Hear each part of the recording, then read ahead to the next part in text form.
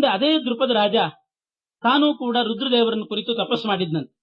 ಏತಸ್ಮಿನ್ನೇವ ಕಾಲೇತು ಸುತಾರ್ಥಂ ದ್ರುಪದಸ್ತಪಃ ಚಕಾರ ಶಂಭವೇ ಚೈನಂ ಸೋಬ್ರವೀತ್ ಕನ್ಯಕಾ ತವಾ ಭೂತ್ವಾ ಭವಿಷ್ಯತಿ ಪುಮಾನ್ ಇತಿ ಸಾಂಬಾತತೋ ಜನಿ. ಭಗವಂತನ ವ್ಯಾಪಾರ ಎಷ್ಟು ವಿಚಿತ್ರ ಅಂದ್ರೆ, ಇದೇ ಸಮಯದಲ್ಲಿ ದ್ರುಪದ ರಾಜ ತಾನು ರುದ್ರದೇವರ ಹತ್ರ ತಪಸ್ಸು ಮಾಡ್ತಾ ಇದ್ದ.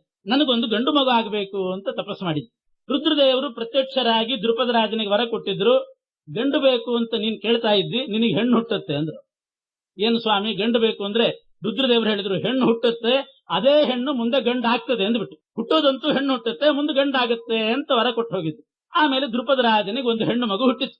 ಹುಟ್ಟಿದ್ಯಾರು ಅಂತಂದ್ರೆ, ಇದೇ ಅಂಬೆ ಮಾಲೆ ಇಟ್ಟು ಯೋಗ ಬಲದಿಂದ ದೇಹ ಪರಿತ್ಯಾಗ ಮಾಡಿದ್ಲಲ್ಲ, ಅದೇ ಅಂಬೆ ದ್ರುಪದ ರಾಜನಿಗೆ ಮಗಳಾಗಿ ಹುಟ್ಟಿದ್ದು. ದ್ರುಪದ ರಾಜನಿಗೆ ಮಗಳಾಗಿ ಹುಟ್ಟಿದಾಗ ಅವನು ನಾಮಕರಣ ಮಾಡಿದ, ಶಿಖಂಡಿನಿ ಅಂತ ನಾಮಕರಣ ಮಾಡಿ. ಆದ್ರೆ ಒಂದು ಸ್ವಾರಸ್ಯ ನಡೀತು. ಎಷ್ಟು ವಿಶ್ವಾಸ ದ್ರುಪದ ರಾಜನಿಗೆ ರುದ್ರದೇವರ ಮಾತಿನ ಮೇಲೆ ಅಂದ್ರೆ, ರುದ್ರದೇವರು ಹೇಳಿದ್ರು, ನಿನಗೊಂದು ಹೆಣ್ಣು ಮಗು ಹುಟ್ಟುತ್ತೆ, ಅದು ಆಮೇಲೆ ಗಂಡಾಗುತ್ತೆ ಅಂದ್ರು. ಇದನ್ನ ದ್ರುಪದ ರಾಜ ಹೆಂಡತಿ ಹತ್ರ ಹೇಳಿ ಗುಟ್ಟಾಗಿಟ್ಟುಕೊಂಡಿದ್ದ. ಹಾಗಿದ್ರು ರುದ್ರದೇವರು ವರ ಕೊಟ್ಟಿದ್ದಾರೆ, ಹೆಣ್ಣು ಮಗು ಹುಟ್ಟುತ್ತೆ, ಗಂಡಾಗುತ್ತೆ ಅಂತ ಹೇಳಿದ್ದಾರೆ. ಆದ್ರಿಂದ ನಮಗೆ ಅಕಸ್ಮಾತ್ ಹೆಣ್ಣು ಮಗು ಹುಟ್ಟಿದ್ರೆ ಅದನ್ನು ಹೆಣ್ಣು ಅಂತ ಪ್ರಚಾರ ಮಾಡೋದೇ ಬೇಡ ಅಂತ ಬಿಟ್ಟಿದ್ದಾವೆ. ಯಾಕೆಂದ್ರೆ ಅದು ಹೆಣ್ಣು ಆಮೇಲೆ ಗಂಡಾಯ್ತು ಅಂತಂದ್ರೆ ಲೋಕದಲ್ಲಿ ಅಸಹ್ಯ ಆಗ್ತದೆ. ಅದಕ್ಕೆ ನಮಗೆ ಹುಟ್ಟಿದ್ದು ಅಕಸ್ಮಾತ್ ಹೆಣ್ಣು ಹುಟ್ಟಿದ್ರೆ ಗಂಡು ಹುಟ್ಟಿತು ಅಂತಲೇ ಪ್ರಚಾರ ಮಾಡಿಬಿಡೋಣ. ಹಾಗಿದ್ರು ರುದ್ರದೇವರು ಹೇಳಿದ್ದಾರೆ, ಕಾಲಾಂತರದಲ್ಲಿ ಗಂಡ ಆಗುತ್ತೆ ಎಂದಿದ್ದಾರೆ. ಈ ವಿಶ್ವಾಸ ಇಟ್ಟುಕೊಂಡು ಅವ್ರ ಗಂಡ ಹೆಂಡತಿ ಏನ್ ಮಾಡಿದ್ರು, ಯಾವಾಗ ಒಂದು ಹೆಣ್ಣು ಮಗು ಹುಟ್ಟಿತು, ಹೆಣ್ಣು ಮಗು ಹುಟ್ಟಿದ್ರೆ ಅದನ್ನು ಗಂಡು ಅಂತಲೇ ಪ್ರಚಾರ ಮಾಡಿಬಿಟ್ಟು, ನಮಗೆ ಗಂಡು ಮಗು ಆಯ್ತು ಅಂತ ಎಲ್ರಿಗೂ ಕಲ್ ಸಕ್ಕರೆ ಹಂಚಿಬಿಟ್ರು. ಗಂಡು ಮಗು ಆಯ್ತು ಅಂತಲೇ ಹಂಚಿದ್ರು. ಅದು ಗೊತ್ತಿದ್ದದ್ದು ಇವರಿಬ್ಬರಿಗೆ ಮಾತ್ರ. ದ್ರುಪದ ರಾಜನಿಗೆ ಗೊತ್ತು, ದ್ರುಪದ ರಾಜನ ಹೆಂಡತಿಗೆ ಗೊತ್ತು. ಹುಟ್ಟಿದ್ದು ಹೆಣ್ಣು, ಗಂಡು ಅಂತ ಪ್ರಚಾರ ಮಾಡಿದ್ರು. ಹೆಸರು ಮಾತ್ರ ಅವರಿಬ್ಬರಿಗೆ ಶಿಖಂಡಿನಿ ಅಂತ ಇಟ್ಕೊಂಡಿದ್ರಂತೆ. ಶಿಖಂಡಿನಿ ಅಂತ ಅದು ಸ್ತ್ರೀಲಿಂಗ ಶಬ್ದ, ಅವರಿಬ್ಬರು ಕರೀತಾ ಇದ್ರು. ಬೇರೆಯವರಿಗೆಲ್ಲ ಗಂಡು ಹೆಸರಿತ್ತಂತೆ, ಶಿಖಂಡಿ ಅಂತಲೇ ನಾಮಕರಣ ಮಾಡಿಬಿಟ್ರು. ಶಿಖಂಡಿ ಅಂತಲೇ ನಾಮಕರಣ ಮಾಡಿದ್ರು, ಗಂಡು ಹುಟ್ಟಿದೆ ಅಂತಲೇ ಮಾಡಿದ್ರು. ಅದೇ ರೀತಿ ಗಂಡು ಹೆಸರೇ ಇಟ್ರು. ಮುಂದೆ ದೊಡ್ಡದಾಗಿ ಬೆಳೆದಾಗ ಅಂಗಿ ಚಡ್ಡಿನೇ ಹಾಕಿದ್ರು ಅದಕ್ಕೆ. ಮತ್ತೆ ಇನ್ನೇನು ಮಾಡ್ಬೇಕು, ಗಂಡು ಅಂತ ಪ್ರಚಾರ ಮಾಡಿಬಿಟ್ಟಿದ್ದಾರೆ. ಯಾಕೆಂದ್ರೆ ರುದ್ರದೇವರ ಮಾತಿನ ಮೇಲೆ ವಿಶ್ವಾಸ. ಹೆಣ್ಣು ಹುಟ್ಟುತ್ತೆ, ಗಂಡಾಗುತ್ತೆ. ಹೇಳೋದು ಹೇಳಿದ್ರು ರುದ್ರದೇವರು, ಯಾವತ್ತಾಗುತ್ತೆ ಅಂತ ಡೇಟ್ ಹೇಳಿಲ್ಲ. ಸರಿ, ಅದು ಹೇಳಿದ್ರೆ ಅಷ್ಟು ಸಮಸ್ಯೆ ಇರ್ತದೆ. ಅಂತೂ ಗಂಡಾಗುತ್ತೆ ಅಂತ ಅಂದ್ಬಿಟ್ಟಿದ್ರು. ಇವ್ರಿಗೇನು ಎಷ್ಟು ವಿಶ್ವಾಸ ಅಂತಂದ್ರೆ ರುದ್ರದೇವರ ಮಾತಿನ ಮೇಲೆ ಇಷ್ಟು ಹೇಳಿದ್ದಾರೆ ರುದ್ರದೇವರು, ಇವತ್ತಾದ್ರೂ ಆಗಬಹುದು, ನಾಳೆ ಆದ್ರೂ ಆಗಬಹುದು, ನಾಡ್ದಾದ್ರೂ ಆಗಬಹುದು. ಅದಕ್ಕೋಸ್ಕರ ಯಾಕೆ ಸುಮ್ಮನೆ ಹೆಣ್ಣು ಅಂತ ಹೇಳ್ಕೊಳ್ಳೋಣ, ಮತ್ತೆ ಗಂಡಾಗಿ ಬಿಟ್ರೆ ಅಸಹ್ಯ ಆಗ್ತದೆ ಅಂತ ಹೇಳಿ ಗಂಡು ಅಂತಲೇ ಪ್ರಚಾರ ಮಾಡಿ, ಅದೇ ರೀತಿ ನಾಮಕರಣ ಮಾಡಿ, ಸ್ಕೂಲಿಗೆ ಸೇರಿಸುವಾಗಲೂ ಅದೇ ಹೆಸರೇ ಹೇಳಿ ಗಂಡು ಅಂತಲೇ ಮಾಡಿ ಅದೇ ರೀತಿ ಮಾಡ್ಕೊಂಡು ಬಂದ್ರು. ದಿನ ದಿನ ಕಾಯ್ತಿದ್ದಾರೆ, ಇವತ್ತಾದ್ರೂ ಆಗಬಹುದು, ನಾಳೆ ಆದ್ರೂ ಆಗಬಹುದು. ಗ್ರಹಚಾರಕ್ಕೆ ಅದು ಗಂಡು ಆಗ್ಲೇ ಇಲ್ಲ, ಹೆಣ್ಣಾಗೇ ಉಳ್ಕೊಂಡಿತ್ತು. ಎಲ್ಲಿವರೆಗೆ ಅಂತಂದ್ರೆ ಮದುವೆ ವಯಸ್ಸು ಬರೋ ತನಕನೂ ಅದು ಹೆಣ್ಣೆ. ಆದ್ರೆ ವೇಷ ಮಾತ್ರ ಗಂಡಿಂದೇ ಮಾಡಿದ್ರು. ಪುಂವೇಷೇಣೈವ ಗೂಹಿತಾಂ. ಅವತ್ತೇ ಶುರುವಾದದ್ದು ನೋಡ್ರಿ, ಹೆಣ್ಣು ಮಕ್ಕಳು ಗಂಡು ವೇಷ ಹಾಕ್ಲಿಕ್ಕೆ ಶುರುವಾದದ್ದು. ಇವತ್ತಿನವರು ಹೊಸದಾಗಿ ಶುರು ಮಾಡಿದ್ದಲ್ಲ, ಅದು ಮೊದಲು ಮಾಡಿಟ್ಟ ಅವನು ದ್ರುಪದ ರಾಜ. ಮೊದಲು ಕ್ರಾಫ್ಟ್ ಬಿಡಿಸಿದ, ಪ್ಯಾಂಟ್ ಎಲ್ಲ ಮಾಡಿದ್ದ ಅವನು ದ್ರುಪದ ರಾಜ. ಆದ್ರೆ ಅವನು ಮಾಡಿದ್ದಕ್ಕೊಂದು ಕಾರಣ ಇದೆ. ರುದ್ರದೇವರು ವರ ಕೊಟ್ಟಿರು, ಸ್ತ್ರೀ ಭೂತ್ವ ಪುಮಾನ್ ಭವಿಷ್ಯತಿ, ಹೆಣ್ಣು ಹುಟ್ಟುತ್ತೆ, ಗಂಡಾಗುತ್ತೆ ಅಂತ ಅವರು ವರ ಕೊಟ್ಟಿದ್ರಲ್ಲ. ಅಂಥ ವಿಶ್ವಾಸ ಇಟ್ಟರೆ ಹಂಗೆ ಇಡಬೇಕು ಪರಮಾತ್ಮನ ಮೇಲೆ, ದೇವರ ಮೇಲೆ. ಅಂತಹ ವಿಶ್ವಾಸ ಯಾರಿಗೂ ದ್ರುಪದರಾಜನಷ್ಟು ವಿಶ್ವಾಸ ಇವತ್ತಿಗೂ ಇಲ್ಲ. ಇಷ್ಟು ಅವರ ಮಾತಿನ ಮೇಲೆ ವಿಶ್ವಾಸ ಇಟ್ಟು ಗಂಡು ಅಂತಲೇ ಪ್ರಚಾರ ಮಾಡಿ, ಅದೇ ರೀತಿ ಮಾಡಿ ಪುರುಷ ವೇಷನೆ ಹಾಕಿ ಎಲ್ಲ ಮಾಡಿದ್ರು. ಗಂಡು ಅಂತಲೇ ಇತ್ತು. ಎಷ್ಟು ಅನಾಹುತ ಕಾರಣ ಆಯ್ತಿದು ಅಂತಂದ್ರೆ, ಹಿರಣ್ಯವರ್ಮ ಅಂತ ಒಬ್ಬ ರಾಜ, ದಕ್ಷಿಣ ದೇಶದ ರಾಜ ಹಿರಣ್ಯವರ್ಮ ಅಂತ ಅವನ ಹೆಸರು. ಅವನಿಗೊಬ್ಬನು ಹೆಣ್ಣು ಮಗಳು ಪ್ರಚಾರ ಮಾಡಿಕೊಟ್ಟ. ಆ ಹೆಣ್ಣು ಮಗಳಿಗೆ ಮದುವೆ ವಯಸ್ಸು ಬಂತು. ಅವನು ವರ ಹುಡುಕ್ತಿದ್ದ, ನನ್ನ ಮಗಳಿಗೆ ಒಂದು ವರ ಬೇಕು ಅಂತ. ಯಾರೋ ಹೇಳಿದ್ರು ದ್ರುಪದ ರಾಜನ ಮಗ ಇದ್ದಾನೆ ಅಂತ. ಗ್ರಹಚಾರಕ್ಕಿದು ಮಗಳು, ವೇಷ ಮಾತ್ರ ಗಂಡು ವೇಷ ಹಾಕಿಟ್ಟಿದ್ರಲ್ಲ, ಆ ಪ್ರಚಾರ ಮಾಡಿದ ಈ ಅನರ್ಥಕ್ಕೆ ಕಾರಣ ಆಯ್ತು. ಹಾಗಿದ್ರು ದ್ರುಪದ ರಾಜ ಪಾಂಚಾಲ ದೇಶದ ರಾಜ, ದೊಡ್ಡ ರಾಜ, ಅವನಿಗೊಂದು ರಾಜಕುಮಾರ ಇದ್ದಾನಂತೆ, ಶಿಖಂಡಿ ಅಂತ ಹೆಸರಂತೆ. ದ್ರುಪದ ರಾಜನ ಮಗ, ನಿನ್ನ ಮಗಳನ್ನು ಕೊಟ್ಟು ಮದುವೆ ಮಾಡಬಹುದು ಅಂತ ದಶಾರಣ ದೇಶದ ರಾಜ ಪುರೋಹಿತರನ್ನ ಹೇಳಿ ಕಳಿಸಿದ. ಹೋಗಿ ಹೀಗೆ ಎಂದು ನಮಗೊಂದು ವರ ಬೇಕಾಗಿದೆ, ದ್ರುಪದ ರಾಜನ ಮಗನಿಗೆ ನನ್ನ ಮಗಳನ್ನು ಕೊಟ್ಟು ವಿವಾಹ ಮಾಡಬೇಕು ಅಂತಿದ್ದೀನಿ, ಹಾಗೆ ಕೇಳ್ಕೊಂಡು ಬನ್ನಿ ಅಂತ. ಆ ಪುರೋಹಿತರು ಬಂದು ಕೇಳಿಯೂ ಆಯ್ತು. ದ್ರುಪದ ರಾಜನಿಗೆ ಎಷ್ಟು ವಿಶ್ವಾಸ ಅಂದ್ರೆ ಆಗ್ಲಿ ಅಂತ ಒಪ್ಕೊಂಡು ಬಿಟ್ಟ. ಯಾಕೆಂದ್ರೆ ಅಕಸ್ಮಾತ್ ಇದ್ದಕ್ಕಿದ್ದಂಗೆ ರಾತ್ರಿ ಅದು ಗಂಡ ಆದ್ರೂ ಆಗಿಬಿಟ್ಟಿತ್ತು ಅಂತ. ರುದ್ರದೇವರು ವರ ಕೊಟ್ಟಿದ್ದಾರಲ್ಲ, ಇಷ್ಟು ವಿಶ್ವಾಸ ಇಟ್ಟುಕೊಂಡು ದ್ರುಪದ ರಾಜ ಮದುವೆಗೂ ಒಪ್ಪಿಬಿಟ್ಟ. ಯಾರನ್ನ? ದಶಾರಣ ದೇಶದ ರಾಜನ ಮಗಳನ್ನ ತನ್ನ ಮಗಳಿಗೆ ತಂದು ಮದುವೆ ಮಾಡ್ಕೊಳ್ಳೋದು ಅಂತ. ಈಗ ಮಗಳು ಮದುವೆ ಆಗೋ ಹೊತ್ತಿಗೆ ಆದ್ರೂ ಮಗ ಆದ್ರೂ ಆಗಿಬಿಡ್ತಾನೆ ಇದ್ದಕ್ಕಿದ್ದ ಹಾಗೆ ಅಂತ. ಇಷ್ಟು ವಿಶ್ವಾಸ ಇಟ್ಟುಕೊಂಡು ಒಪ್ಪಿದ. ವೈಭವದಿಂದ ಮದುವೆನೂ ಆಗೋಯ್ತು, ಮದುವೆನೂ ಆಯ್ತು. ಆದ್ರೆ ಈ ಶಿಖಂಡಿನೇ ಹೊರತು ಶಿಖಂಡಿ ಆಗ್ಲೇ ಇಲ್ಲ, ಕೊನೆಗೂ ಪುಲ್ಲಿಗೆ ಬರಲೇ ಇಲ್ಲ. ಹೆಣ್ಣೆ ಮದುವೆ ಆಯಿತು. ದಶಾರ್ಣದ ರಾಜನ ಮಗಳು ಮದುವೆ ಮಾಡಿಕೊಂಡು ಬಿಟ್ಲು. ಅಲ್ಲಿವರೆಗೆ ಅನ್ಯತ್ರ ಮಾತಾ ಪಿತ್ರೋಸ್ತು ನ ವಿಜ್ಞಾತಾಂ ಬಬೋಧ. ತಂದೆ ತಾಯಿ ಬಿಟ್ಟು ಇನ್ಯಾರಿಗೂ ಗೊತ್ತಿಲ್ಲ ಇದು ಹೆಣ್ಣು ಅಂತ. ಅವಳಿಗೊಂದು ಗೊತ್ತಿತ್ತು, ಯಾರು ಹುಟ್ಟಿದವಳಿಗೆ ಗೊತ್ತಿತ್ತು. ಅಪ್ಪ ಅಮ್ಮ ಅವಳಿಗೆ ಬಿಟ್ಟು ಇನ್ಯಾರಿಗೂ ಗೊತ್ತಿಲ್ಲ. ಈಗ ಇನ್ನೊಬ್ರಿಗೆ ಗೊತ್ತಾಯ್ತು. ಯಾರಿಗೆ? ದಶಾರ್ಣ ದೇಶ ರಾಜನ ಮಗಳಿಗೆ ಗೊತ್ತಾಯ್ತು. ಅವಳು ಅಂದ್ಕೊಂಡ್ಲು, ಎಲ್ಲ ಗ್ರಹಚಾರವೇ, ನಾನು ಮದುವೆ ಮಾಡಿಕೊಂಡದ್ದು ಒಂದು ಗಂಡನ್ನಲ್ಲ ಹೆಣ್ಣನ್ನ ಅಂತ ಅವಳಿಗೆ ಗೊತ್ತಾಗೋಯ್ತು. ಅದನ್ನಂತೂ ಮುಚ್ಚಿಡ್ಲಿಕ್ಕೆ ಸಾಧ್ಯ ಆಗ್ಲಿಲ್ಲ. ಅವಳು ಬಹಳ ಪೆಚ್ಚಾಗಿ ಹೋಗಿ ತನ್ನ ತಾಯಿಗೆ, ಸಾಕ್ತಾಯಿಗೆ ಹೇಳ್ಕೊಂಡ್ಲಂತೆ, ಇಂಥ ಅಚಾತುರ್ಯ ನಡೆದೋಯ್ತು. ಮೋಸ ಅಂದ್ರೆ ಇಲ್ಲಿವರೆಗೆ ನಡೀತು. ಏನೋ ನೌಕರಿ ಪೌಕರಿ ಇದ್ದದ್ದು ಇಲ್ದದ್ದು ಹೇಳಿ ಮೋಸ ಮಾಡೋರು ಇದಾರೆ ಬೇಕಾದ್ರೆ. ಇಂಥ ಮೋಸ ಯಾರ್ಯಾರು ಮಾಡ್ಲಿಕ್ಕಿಲ್ಲ ಮದುವೆಯಲ್ಲಿ. ಇಂಥ ಮೋಸ ದ್ರುಪದ ರಾಜನ ಮನೆಯಲ್ಲಿ ನಡೆದೋಯ್ತು. ಏನೋ ವಿಧಾನಸೌಧದಲ್ಲಿ ಕೆಲಸ ಅಂದ್ಬಿಡ್ತಾರಂತೆ ಕೆಲವರು. ಭಾರಿ ಕೆಲಸ ಇರಬೇಕು, ಎಲ್ಲೋ ಮಿನಿಸ್ಟರ್ ಪಿ ಏನೋ ಅಂತ ಕನ್ಯಾ ಕೊಟ್ಬಿಡೋಣ. ಏನ್ ಕೆಲಸ? ವಿಧಾನಸೌಧದಲ್ಲಿ ಕಸ ಗುಡಿಸೋ ಕೆಲಸ, ಅಟೆಂಡರ್ ಕೆಲಸ. ಇಂಥ ಮೋಸಗಳೆಲ್ಲ ನಡೀತಿರ್ತದೆ.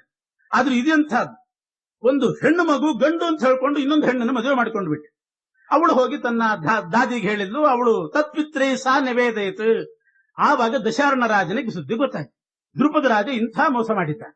ತನ್ನ ಮಗಳನ್ನು ತನ್ನ ಹೆಣ್ಣು ಮಗಳಿಗೆ ತಗೊಂಡು ಗಂಡು ವೇಷ ಹಾಕಿ ಮಗಳಿಗೆ ಮದುವೆ ಮಾಡ್ಕೊಂಡಲ್ಲ ಅಂತ ಗೊತ್ತಾಯ್ತು. ಅವನು ದೂತನನ್ನ ಕೊಟ್ಟು ಕಳಿಸಿದ್ನಂತೆ. ಯಾರಿಗೆ? ದ್ರುಪದ ರಾಜನ ಹತ್ರ. ಇಂಥ ಮೋಸ ಮಾಡಿದ್ದೀನಿ ನೀನು, ಸೈನ್ಯ ತಗೊಂಡು ನಾನು ನಿನ್ನ ಮೇಲೆ ಆಕ್ರಮಣ ಮಾಡ್ತಾ ಇದ್ದೀನಿ, ಯುದ್ಧಕ್ಕೆ ಬರ್ತಾ ಇದ್ದೀನಿ, ಸಿದ್ಧನಾಗ. ಸಕ್ರುದ್ಧ ಪ್ರೇಷಯಾಮಾಸ ನಿಹನ್ವಿತ್ವಾಂ ಸಬಾಂಧವಂ. ನಿನ್ನ ಮಗಳನ್ನ, ನಿನ್ನ ಹೆಂಡತಿ, ನಿನ್ನ ಕುಟುಂಬ ಸರ್ವಸ್ವ ನಾಶ ಮಾಡಿಬಿಡ್ತೇನೆ, ಇಂಥ ಮೋಸ ಮಾಡಿದ್ದಿ ಅಂತ ಸೇನೆಯನ್ನು ಕೊಟ್ಟು ಕಳಿಸಿ. ದೂತ ಬಂದು ಹೇಳಿದ, ಯುದ್ಧಕ್ಕೆ ಬರ್ತಾ ಇದ್ದಾನೆ, ಸಿದ್ಧ ಆಗಬೇಕು, ಇಂಥ ಮೋಸ ಮಾಡಿದ್ದೆ ಅಂತ. ದ್ರುಪದ ರಾಜನಿಗೆ ಎಷ್ಟು ವಿಶ್ವಾಸ ರುದ್ರದೇವರ ಮಾತಿನ ಮೇಲೆ ಅಂತಂದ್ರೆ, ಇವನು ವಾಪಸ್ ಹೇಳಿ ಕಳಿಸಿದ್ನಂತೆ, ನಿನ್ನ ಮಗಳಿಗೆ ಬುದ್ಧಿ ಇಲ್ಲ ಅಂತ ಹೇಳಿ ಕಳಿಸಿದೆ. ನಿನ್ನ ಮಗಳಿಗೆ ಬುದ್ಧಿ ಇಲ್ಲ, ಮದುವೆ ಮಾಡಿಕೊಂಡದ್ದು ಗಂಡನ್ನೋ ಹೆಣ್ಣನ್ನೋ ತಿಳ್ಕೊಳ್ಳುವಷ್ಟು ಯೋಗ್ಯತೆ ನಿನ್ನ ಮಗಳಿಗಿಲ್ಲ. ಮಗಳ ಮಾತು ಕೇಳಿದಂತಹ ನಿನಗೆ ಬುದ್ಧಿ ಇಲ್ಲ, ಯುದ್ಧಕ್ಕೆ ಬರ್ತಿದೆಯಂತೆ. ನಿನಗೆ ರಾಜ್ಯ ಯಾಕೆ ರಾಜ ಆಗಿದ್ದಿ ನೀನು? ರಾಜ್ಯದ ಪರಿಪಾಲನೆ ಮಾಡೋ ಯೋಗ್ಯತೆನೇ ನಿನಗಿಲ್ಲ, ರಾಜನಾಗ್ಲಿಕ್ಕೆ ನೀನು ನಾಲಾಯ್ಕು. ಹೀಗೆಲ್ಲ ಬೈದು ಕಳಿಸ್ಬಿಟ್ಟ ಇವನು. ಯಾಕೆ ಅಂತಂದ್ರೆ, ಇವತ್ತಲ್ಲ ಮುಂದಿನ ಕ್ಷಣದಲ್ಲಿ ನನ್ನ ಮಗಳು ಮಗ ಆಗ್ತಾನೆ ಅಂತ ಯಾರು ವಾಪಸ್ ಬೈದು ಕಳಿಸ್ಬಿಟ್ನಂತ. ವಿಶ್ವಸ್ಯ ವಾಕ್ಯಂ ರುದ್ರಸ್ಯ. ನೋಡಿ ಎಷ್ಟು ಹೇಳ್ತಾರೆ ಚೆನ್ನಾಗಿ ಆಚಾರ್ಯರು. ವಿಶ್ವಸ್ಯ ವಾಕ್ಯಂ ರುದ್ರಸ್ಯ. ರುದ್ರದೇವರ ಮಾತಿನ ಮೇಲೆ ಅಷ್ಟು ವಿಶ್ವಾಸ ಇಟ್ಟು, ಪುಮಾನೇವೇತಿ ಪಾರ್ಶ್ವತಃ, ನನ್ನ ಮಗು ಅದು ಗಂಡೆ, ಅದು ನನ್ನ ಮಗನೇ ಹೊರತು ಮಗಳಲ್ಲ. ಪ್ರೇಷಯಾಮಾಸ ದಿಗ್ಬುದ್ಧಿ ಭಿನ್ನಾತೆ ಬಾಲವಾಕ್ಯತಃ. ನಿನ್ನ ಮಗಳ ಮಾತು ಕೇಳಿ ನನ್ನ ಹತ್ರ ಯುದ್ಧಕ್ಕೆ ಬರ್ತಾ ಇದ್ದಿ, ನಿನಗೆ ಧಿಕ್ಕಾರ. ಅಪರೀಕ್ಷಕಸ್ಯತೆ ರಾಷ್ಟ್ರಂ ಕಥಮಿತ್ತೇವ ನರ್ಮಕೃತ. ಅಪಹಾಸ ಮಾಡಿ ಬೈದು ವಾಪಸ್ ಕಳಿಸಿಬಿಟ್ಟ. ಆಮೇಲೆ ಅವನು, ಹಾಗಾದ್ರೆ ನಾನೇ ಬಂದು ಪರೀಕ್ಷೆ ಮಾಡ್ತೀನಿ ಅಂತ ಅವನು ಪರೀಕ್ಷೆಗೆ ಬರ್ಲಿಕ್ಕೆ ಅವನೇ ತಯಾರಾಗಿದ್ದ. ಏತನ್ ಮಧ್ಯೆ ಇವಳಿಗೆ ಶಿಖಂಡಿನಿಗೆ ಗಲಿಬಿಲೆ. ಇನ್ನು ಅವನು ಬರೋದು, ಯಾವುದೋ ರೀತಿಯಿಂದ ಪರೀಕ್ಷೆ ಮಾಡೋದು, ನಾನು ಸಿಕ್ಬಿಡೋದು, ದೊಡ್ಡ ಯುದ್ಧ, ಮಹಾವಧಿ ಯುದ್ಧ ಆಗಿಬಿಡ್ತದೆ, ಇದು ಏನಾದ್ರೂ ಮಾಡ್ಬೇಕು ಅಂತ ಅವಳು ಮನೆ ಬಿಟ್ಟು ಓಡೋಗ್ಬಿಟ್ಲಂತ. ಮನೆ ಬಿಟ್ಟು ಕಾಡಿಗೆ ಹೋದ್ಲು. ಯಾರು? ಆ ಶಿಖಂಡಿನಿ ಹೆಣ್ಣೆ. ಅವಳು ಗಂಡು ವೇಷ ಹಾಕೊಂಡೇ ಕಾಡಿಗೆ ಹೋದ್ಲು. ಕಾಡಿಗೆ ಹೋದಾಗ ಅಲ್ಲಿ ತುಂಬುರು ಅಂತ ಒಬ್ಬ ಗಂಧರ್ವ ಇದ್ದ. ಆ ಗಂಧರ್ವನ ಹತ್ರ ಅವನಿಗೆ ಸ್ಥೂಣಾಕರ್ಣ ಅಂತ ಮಹಾಭಾರತದಲ್ಲಿದೆ, ಅದು ನಿಜವಾಗಿಯೂ ಅವನು ತುಂಬುರು. ಅದಕ್ಕೆ ಆಚಾರ್ಯ ಹೇಳ್ತಾರೆ, ಅವನ ಕಿವಿ ಸ್ವಲ್ಪ ಗಟ್ಟಿ ಇದ್ದದ್ರಿಂದ ಸ್ಥೂಣಾಕರ್ಣ ಅಂತ ಹೆಸರು, ಅವನಿಗೆ ಬಿರುದು ಕೊಟ್ಟಿದ್ದಾರೆ. ನಿಜವಾಗಿಯೂ ಅವನು ತುಂಬುರು ಅನ್ನೋ ಗಂಧರ್ವ, ಸ್ಥೂಣಾಕರ್ಣ ಅಂತ ಮಹಾಭಾರತದಲ್ಲಿದೆ. ಅವನತ್ರ ಹೋಗಿ ಈ ದ್ರುಪದ ರಾಜನ ಮಗಳು ತನ್ನ ಕಥೆ ಹೇಳ್ಕೊಂಡಂತೆ. ನನ್ನ ಪರಿಸ್ಥಿತಿ ಹಿಂಗಾಗಿದೆ, ನನ್ನ ವೇಷ ಮಾತ್ರ ಗಂಡು ವೇಷ, ನಾನು ಹೆಣ್ಣು ಮಗಳು, ನಮ್ಮ ತಂದೆ ರುದ್ರದೇವರ ಮಾತಿನ ಮೇಲೆ ವಿಶ್ವಾಸ ಇಟ್ಟು ಇನ್ನೊಂದು ಹೆಣ್ಣನ್ನು ಮದುವೆ ಮಾಡಿದ್ದಾನೆ, ಅವರು ಪರೀಕ್ಷೆಗೆ ಬರ್ತಾರೆ, ಹಿಂಗೆಲ್ಲ ಆಗಿದೆ. ಆ ತುಂಬುರು ಗಂಧರ್ವನಿಗೆ ಕರುಣೆ ಬಂತಂತೆ ಇವಳ ಮೇಲೆ. ಅಯ್ಯೋ ಪಾಪ, ಇಂಥ ಪರಿಸ್ಥಿತಿ ಆಗಿದೆಲ್ಲ ಅಂತ ಅವನೇನು ಮಾಡಿದ ಅಂದ್ರೆ, ಈ ಶಿಖಂಡಿನಿಗೆ ಹೇಳಿದ, ನನ್ನ ದೇಹ ತಾತ್ಕಾಲಿಕವಾಗಿ ನಿನಗೆ ಕೊಡ್ತೇನೆ ಎಂದ. ನನ್ನ ಗಂಡು ದೇಹ ನಿನಗೆ ಕೊಡ್ತೇನೆ, ನೀನ್ ಇದರಲ್ಲಿ ಪ್ರವೇಶ ಮಾಡು. ನಿನ್ನ ದೇಹ ಬಿಡು, ನಾನು ಅದರಲ್ಲಿ ಪ್ರವೇಶ ಮಾಡ್ತೀನಿ. ನನ್ನ ದೇಹದಲ್ಲಿ ನೀನು ಪ್ರವೇಶ ಮಾಡು, ಮನೆಗೆ ಹೋಗು. ಅವ್ರು ಪರೀಕ್ಷೆ ಮಾಡಿ ಹೋದ ಮೇಲೆ ಗಂಡು ಅಂತ ಗೊತ್ತಾಗ್ತದೆ, ನಾಳೆ ವಾಪಸ್ ನನ್ನ ದೇಹ ನನಗೆ ಕೊಟ್ಟು ಹೋಗು ಅಂತ. ಈ ಮೋಸಕ್ಕೆ ಅವನು ಕೈ ಜೋಡಿಸಿದ ತುಂಬುರು. ಆದ್ರೆ ಇಲ್ಲೊಂದು ನಿರ್ಣಯ, ಭಗವಂತ ಏನ್ ಸಂಕಲ್ಪ ಮಾಡಿದ್ದಾನೆ ಅಂತಂದ್ರೆ, ಪುಂಸಾಂ ಸ್ತ್ರೀತ್ವಂ ಭವೇತ್ ಕ್ವಾಪಿ ತಥಾಪ್ಯಂತೆ ಪುಮಾನ್ ಭವೇತ್ ಸ್ತ್ರೀಣಾಂ ನೈವ ಹಿ ಪುಂಸ್ತ್ವಂ ಸ್ಯಾತ್ ಬಲವತ್ಕಾರಣೈರಪಿ. ಸೃಷ್ಟಿಯಲ್ಲಿ ಪರಮಾತ್ಮ ಒಂದು ಸಂಕಲ್ಪ ಮಾಡಿದ್ದಾನೆ, ಗಂಡಸರು ಹೆಣ್ಣು ಮಕ್ಕಳಾಗಿ ಹುಟ್ಟಬಹುದಂತ. ವರದಿಂದಲೋ ಶಾಪದಿಂದಲೋ ಗಂಡಸರು ಹೆಂಗಸರಾಗ್ತಾರೆ, ಹೆಂಗಸರು ಮಾತ್ರ ಗಂಡಸರಾಗ್ಲಿಕ್ಕೆ ಸಾಧ್ಯನೇ ಇಲ್ಲ. ಇವಳು ಹುಟ್ಟುವಾಗ ಹೆಣ್ಣಾಗಿ ಹುಟ್ಟಿದ್ದಾಳೆ, ಗಂಡಾಗ್ಲಿಕ್ಕೆ ಸಾಧ್ಯನೇ ಇಲ್ಲ. ರುದ್ರದೇವರ ವರ ಕೊಟ್ಟಿದ್ದಾರಲ್ಲ ಅಂತಂದ್ರೆ, ಅತ ಶಿವವರೇ ಪೇಷ ಜಜ್ಞೆ ಯೋಷೈವ ನಾನ್ಯಥಾ. ರುದ್ರದೇವರ ವರ ಇದ್ರೂ ಕೂಡ ಇವಳು ಹೆಣ್ಣು ಗಂಡಾಗ್ಲಿಕ್ಕೆ ಸಾಧ್ಯ ಇಲ್ಲ ಅಂತ ಪರಮಾತ್ಮ ಸಂಕಲ್ಪ ಮಾಡಿದ. ರುದ್ರದೇವರ ವರ ಕೊಟ್ರೆ ಏನ್ ಸಾಧ್ಯ? ಅದಕ್ಕೇನ್ ಮಾಡಿದ ಗಂಧರ್ವ, ಹೆಣ್ಣಿಗೆ ಎಂದೂ ಕೂಡ ಸ್ವತಂತ್ರವಾಗಿ ಪುರುಷ ದೇಹ ಬರ್ಲಿಕ್ಕೆ ಸಾಧ್ಯ ಇಲ್ಲ. ಆದ್ರಿಂದ ನಾನು ನನ್ನ ದೇಹ ಕೊಡ್ತೇನೆ, ನಾನೂ ಒಂದಂಶದಿಂದ ಅದರಲ್ಲಿ ಇರ್ತೇನೆ, ನೀನ್ ಪ್ರವೇಶ ಮಾಡಷ್ಟೇ. ಸ್ವತಂತ್ರವಾಗಿ ಹೆಣ್ಣಿಗೆ ಗಂಡು ದೇಹ ಬರ್ಲಿಕ್ಕೆ ಸಾಧ್ಯ ಇಲ್ಲ. ತಾನೊಂದೇ ಹೆಣ್ಣು ಗಂಡು ದೇಹದಲ್ಲಿ ಅಭಿಮಾನಿಯಾಗಿ ಬರ್ಲಿಕ್ಕೆ ಸಾಧ್ಯ ಇಲ್ಲ. ನಾನು ಹೇಗಿದ್ರು ಸಾಂಶ ಜೀವಿ, ನನಗೆ ಬೇಕಾದಷ್ಟು ಅಂಶ ಇದೆ. ನಿನ್ನ ದೇಹದಲ್ಲಿ ನಾನು ಸೇರ್ಕೊಳ್ತೇನೆ, ಒಂದು ಅಂಶದಿಂದ ನನ್ನ ದೇಹದಲ್ಲಿ ಇರ್ತೀನಿ, ಅದ್ರ ಜೊತೆಗೆ ನೀನೂ ಸೇರಿ ಈ ದೇಹದಿಂದ ಹೋಗು. ಹೀಗೆ ಗಂಧರ್ವ ತನ್ನ ದೇಹವನ್ನ ಬಿಟ್ಟುಕೊಟ್ಟ, ಒಂದಂಶದಿಂದ ತಾನೂ ಇದ್ದ. ಅಂಥ ತುಂಬರು ಒಂದಂಶದಿಂದ ಇದ್ದ ಗಂಡು ದೇಹದಲ್ಲಿ ಆ ಇವಳು ಸೇರಿದ್ದು, ಯಾರು ಶಿಖಂಡಿನಿ ಸೇರ್ಕೊಂಡು ತನ್ನ ದೇಹ ಹೆಣ್ಣು ದೇಹ ತುಂಬರು ಕೊಟ್ಟು ತಾನು ಮನೆಗೆ ಬಂದು, ಇವನು ತುಂಬರು ಆ ಶಿಖಂಡಿನಿ ದೇಹದಲ್ಲಿ, ದ್ರುಪದ ರಾಜನ ಮಗಳ ದೇಹದಲ್ಲಿ ತಾನು ಪ್ರವೇಶ ಮಾಡಿಕೊಂಡು ಕಾಡಿನಲ್ಲೇ ಇದ್ದ. ಇವಳು ಬಂದ್ಲು. ಆದ್ರೆ ಇಲ್ಲಿ ಇನ್ನೊಂದು ಸಮಸ್ಯೆ ಬರ್ತದೆ. ತುಂಬರು ತನ್ನ ದೇಹವನ್ನೇನೋ ಕೊಟ್ಟ, ಮನೆಗೆ ಬಂದ್ರೆ ತಂದೆ ತಾಯಿ ಗುರ್ತು ಸಿಗ್ಬೇಕಲ್ಲ.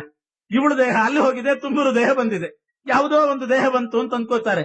ಅದಕ್ಕೆ ತುಂಬರು ತನ್ನ ದೇಹ ಕೊಟ್ಟದ್ದಲ್ಲದೆ ಒಂದು ವರನೂ ಕೊಟ್ಟನಂತೆ. ನಿನ್ನ ದೇಹದಂತೆ ನನ್ನ ದೇಹ ಆಗಲಿ ಅಂತ ವರ ಕೊಟ್ಟು, ತನ್ನ ಗಂಡು ದೇಹ ಕೊಟ್ಟು ಆ ಶಿಖಂಡಿನಿಯಂತೆ ಹೋಲಿಕೆ ಬರೋ ಹಾಗೇನೂ ಮಾಡಿದ್ದಂತೆ. ಇದೊಂದು ಭಾರಿ ವಿಚಿತ್ರ. ಪರಮಾತ್ಮನ ಸಂಕಲ್ಪದಿಂದ ಆಯ್ತು. ತನ್ನ ಪುರುಷ ದೇಹ ಕೊಟ್ಟ, ತಾನೂ ಒಂದಂಶದಿಂದ ಪ್ರವೇಶ ಮಾಡಿದ, ಆ ಶಿಖಂಡಿನಿಯ ದೇಹದ ಹೋಲಿಕೆನೂ ಬರೋ ಹಾಗೆ ಅನುಗ್ರಹ ಮಾಡಿದ. ಅಂಥ ಪುರುಷ ದೇಹದಲ್ಲಿ ಶಿಖಂಡಿನಿ ಪ್ರವೇಶ ಮಾಡಿ ಮನೆಗೆ ಬಂದ್ಲು. ದಶಾರ್ಣ ದೇಶದ ರಾಜ ಬಂದು ಪರೀಕ್ಷೆ ಮಾಡಿದ.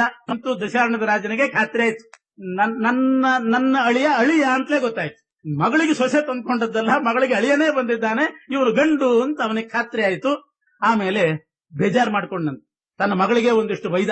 ನಿನಗ್ ಬುದ್ಧಿ ಇಲ್ಲ ಅಂತಂದು, ನಿನಗ್ ಬುದ್ಧಿ ಇಲ್ಲ, ನನ್ನ ಅಳಿಯನ್ನು ಸುಮ್ನೆ ಹೆಣ್ಣು ಅಂತಂದು ಮರ್ಯಾದೆ ಇಲ್ದ ಹಾಗೆ ಮಾಡಿದೆ ಅಂತ ಹೇಳಿ ಮಗಳಿಗೆ ಬೈದು, ಈ ಉಳಿದಾಳಲ್ಲ ಆ ತುಂಬುರು ದೇಹ ಪಡ್ಕೊಂಡು ಬಂದಂತಹ ಶಿಖಂಡಿನಿಗೆ ಬೇಕಾದಷ್ಟು ರತ್ನ ವಜ್ರ ವೈಡೂರಿ ಎಲ್ಲ ಕೊಟ್ಟನಂತೆ.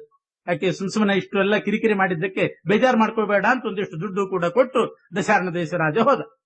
ಇಲ್ಲೇನಾಯ್ತು ಅಂತಂದ್ರೆ, ಈ ತುಂಬುರು ಯಾವಾಗ ಸ್ತ್ರೀ ದೇಹದಲ್ಲಿ ಅವನು ಪ್ರವೇಶ ಮಾಡಿದ, ತುಂಬುರು ಗಂಧರ್ವ ಕುಬೇರನ ಭೃತ್ಯ. ಏನೋ ಕೆಲಸ ಹೇಳಬೇಕಾಗಿತ್ತು, ಆ ಹೊತ್ತಿಗೆ ಕುಬೇರ ಬಂದ್ಬಿಟ್ಟ. ತುಂಬುರ್ನ ಹತ್ರ ಏನೋ ಕೆಲಸ ಹೇಳಲಿಕ್ಕೆ ಬಂದಿದ್ದಾನೆ. ಈ ತುಂಬುರು ನೋಡಿದ್ರೆ ಹೆಣ್ಣು ವೇಷದಲ್ಲಿದ್ದಾನೆ, ಸ್ತ್ರೀ ದೇಹದಲ್ಲಿದ್ದ. ಅದೇ ಹೊತ್ತಿಗೆ ಕೆಲಸ ಹೇಳಲಿಕ್ಕೆ ಕುಬೇರ ಬರ್ತಾ ಇದ್ದಾನೆ. ಈಗ ಇವನ ದೇಹ ಆ ರೀತಿ ಹೋಲಿಕೆ ಇತ್ತು, ಶಿಖಂಡಿನಿದ್ದು. ತುಂಬುರು ದೇಹ ಮಾತ್ರ ಅದೇ ಸ್ತ್ರೀ ದೇಹನೇ ಬಂದ್ಬಿಟ್ಟಿತ್ತು, ತನ್ನ ಹೋಲಿಕೆಯನ್ನು ಇಟ್ಕೊಂಡಿದ್ದಿಲ್ಲ. ಆದ್ರಿಂದ ಕುಬೇರ ಕೆಲಸ ಹೇಳಲಿಕ್ಕೆ ಬರುವಾಗ, ಅಯ್ಯೋ ನಾನು ಸ್ತ್ರೀ ದೇಹದಲ್ಲಿದ್ದೀನಿ, ಏನ್ ಮಾಡ್ಬೇಕು ಅಂತ ಯಾವುದೋ ಪದೆಯಲ್ಲಿ ಅಡ್ಕೊಂಡ್ಬಿಟ್ನಂತೆ. ಹೋಗಿ ಅಡ್ಕೊಂಡದ್ದಾಗಿ ಗೊತ್ತಾಯ್ತು ಕುಬೇರನಿಗೆ. ಇವನ್ಯಾಕೆ ಅಡ್ಕೋತಾ ಇದ್ದಾನೆ, ಸ್ತ್ರೀ ದೇಹ ಬೇರೆ ಬಂದಿದೆ, ಇದೆಲ್ಲ ಹಿಂಗೆ ಚಮತ್ಕಾರ ನಡೆದಿದೆ ಅಂತ ಎಲ್ಲ ಗೊತ್ತಾಗೋಯ್ತು ಕುಬೇರನಿಗೆ. ಅವನ ಹತ್ತಿರ ಬಂದು ಆ ಪೊದೆಯಲ್ಲಿದ್ದಂಥ ತುಂಬುರವನ್ನು ಹಿಡಿದು ಶಾಪ ಕೊಟ್ಬಿಟ್ನಂತೆ. ನೀನೇನೋ ಚಮತ್ಕಾರ ಮಾಡಿ ದೊಡ್ಡಸ್ತಿಗೆ ಉಪಕಾರ ಮಾಡ್ಲಿಕ್ಕೆ ಅಂತ ಹೇಳಿ ನಿನ್ನ ದೇಹ ಅಲ್ಲಿ ಕೊಟ್ಟು ಆ ಸ್ತ್ರೀ ದೇಹ ನೀನ್ ಇಟ್ಕೊಂಡಿದ್ದಲ್ಲ, ನೀನ್ ಹಿಂಗೆ ಆಗಿಬಿಡ್ಲಿ, ಇದೇ ನಿನ್ ಪರ್ಮನೆಂಟ್ ಆಗಿಬಿಡ್ಲಿ ಅಂತ ಶಾಪ ಕೊಟ್ಬಿಡ್ಲಿ. ಈ ಸ್ತ್ರೀ ದೇಹನೇ ನಿನಗೆ ಪರ್ಮನೆಂಟ್ ಇದ್ಬಿಡ್ಲಿ, ಅವನಿಗೆ ಅದೇ ಇದ್ಬಿಡ್ಲಿ ಅಂತ. ಶಿಖಂಡಿನಿಗೆ ಆ ಪುರುಷ ದೇಹನೇ ಇದ್ಬಿಡ್ಲಿ, ನಿನಗೆ ಈ ಹೆಣ್ಣು ದೇಹನೇ ಇದ್ಬಿಡ್ಲಿ. ಇವನ್ ಗೋಲ್ಡ್ ಇಟ್ಕೊಂಡು, ಅಯ್ಯೋ ನನ್ನ ಗತಿ ಏನ್, ಮತ್ತೆ ಯಾವಾಗ ನನ್ ಗಂಡ ಆಗುದು, ಶಿಖಂಡಿ ಸತ್ ಮೇಲೆ ನಿನಗೆ ನಿನ್ನ ದೇಹ ನಿನಗೆ ಬರ್ತದೆ ಅಂತ. ಶಿಖಂಡಿ ಸಾಯೋ ತನಕ, ಮುಂದೆ ಯುದ್ಧದಲ್ಲಿ ಸಾಯೋ ತನಕ ಅವನಿಗೆ ಗಂಡು ದೇಹನೇ ಇರ್ಲಿ, ನಿನಗೆ ಈ ಹೆಣ್ಣು ದೇಹನೇ ಇರ್ಲಿ, ಶಿಖಂಡಿ ಸತ್ ಮೇಲೆ ನೀನು ಮತ್ತೆ ಗಂಡು ಆಯ್ತು ಅಂತ ಒಪ್ಕೊಂಡ. ಮತ್ತೆ ಅಲ್ಲೇ ವಾಸ ಮಾಡಿಬಿಟ್ಟ.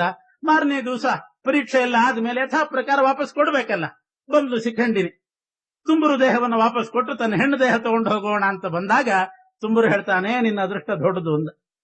ನಿನ್ನ ಅದೃಷ್ಟ ದೊಡ್ಡದು, ನೀನೇನೋ ಮಾಡ್ಕೊಂಡು ಹೋದ್ರೆ ಒಂದ್ ದಿವಸಕ್ಕೆ ಅಂತ ಕೇಳಿದ್ರೆ ಅದು ನಿನಗೆ ಪರ್ಮನೆಂಟೇ ಆಯ್ತು, ತಗೊಂಡು ಹೋಗ್ಬಿಡು. ನನಗಿಂತ ಶಾಪ ಬಂದಿದೆ, ಕುಬೇರ ಶಾಪ ಕೊಟ್ಟಿದ್ದಾನೆ, ನಾನು ಹೀಗೆ ಇರ್ತೀನಿ, ನೀನ್ ಇದೇ ರೀತಿ ಇದ್ಬಿಡು ಅಂತ ಹೇಳಿ ಕಳಿಸಿದ. ಈ ರೀತಿ ದ್ರುಪದ ರಾಜ ರುದ್ರದೇವರ ಮಾತಿನ ಮೇಲೆ ವಿಶ್ವಾಸ ಇಟ್ಟದ್ದಕ್ಕೆ ಅಂತೂ ಇಂತೂ ರುದ್ರದೇವರ ಮಾತು ಸುಳ್ಳಾಯ್ತು ಅಂತಲ್ಲ. ರುದ್ರದೇವರು ಏನ್ ಹೇಳಿದ್ರು, ಹೆಣ್ಣಾಗಿ ಹುಟ್ಟಿ ಮುಂದೆ ಗಂಡ ಆಗ್ತಾನೆ ಅಂತ ಅಷ್ಟು ಹೇಳಿದ್ರು. ಸ್ವತಂತ್ರವಾಗಿ ಗಂಡ ಆಗ್ಲಿಲ್ಲ. ಕುಬೇರಿದು ತುಂಬುರುವಿನ ಒಂದಂಶ ಇರತಕ್ಕಂಥ ಗಂಡು ದೇಹ ಬಂತು, ಪ್ರವೇಶ ಆಯ್ತು ಅಷ್ಟೇನೆ. ಅಂತೂ ರುದ್ರದೇವರ ವರದಂತೆ ಅವನು ಶಿಖಂಡಿಯಾಗಿ ಬಿಟ್ಟ. ಹೀಗೆ ಅಂಬೆ ಶಿಖಂಡಿನಿಯಾಗಿ ಹುಟ್ಟಿ ಅದು ಶಿಖಂಡೀಚ ಮಹಾರಥ ಅಂತ ಭಗವದ್ಗೀತೆಯಲ್ಲಿ ಉಲ್ಲೇಖ ಇದೆ. ದ್ರುಪದ ರಾಜನ ಮಗ ಶಿಖಂಡಿ ಭಾರೀ ಪರಾಕ್ರಮಶಾಲಿಯಾಗಿ ಗಂಡು ದೇಹ ಬಂದಿತ್ತು, ಅದರಿಂದ ಮಹಾಪರಾಕ್ರಮಶಾಲಿಯಾಗಿ ಮಹಾರಥ ಅಂತ ಪ್ರಸಿದ್ಧನಾಗ್ತಾ ಇದ್ದಾನೆ.